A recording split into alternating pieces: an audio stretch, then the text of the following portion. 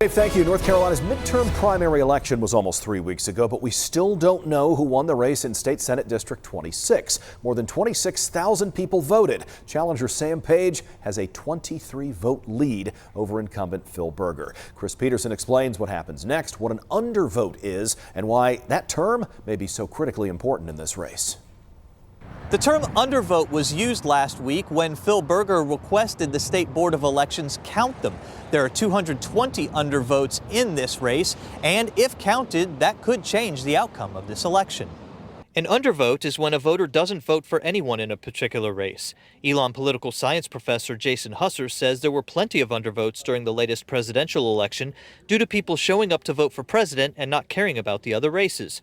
Husser also explained that there is a different kind of undervote. There's always potential that undervotes are not true undervotes, but they're really voters intending to vote a certain way, but not filling out the ballot correctly.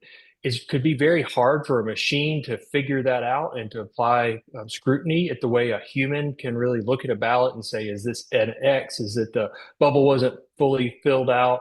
Was there maybe their hand shook while they were filling out the ballot? And that's why Berger requested that these votes be counted. In a statement, the Berger campaign says, quote, "These citizens obviously made the effort to vote, and one can safely assume they want their vote to be counted. Their ballot deserves to be examined for voter intent." The state board denied Berger's request, saying they would let the process play out. That process includes a sampling hand-to-eye recount set to take place on Tuesday morning. I think it's possible we could be in a situation in which the undervotes don't get scrutinized in the way that Senator Berger would like them to be scrutinized in this case. After Tuesday's sampling, 4 protests will be heard that were filed by the Berger campaign, so it's still way too early to tell who won this race.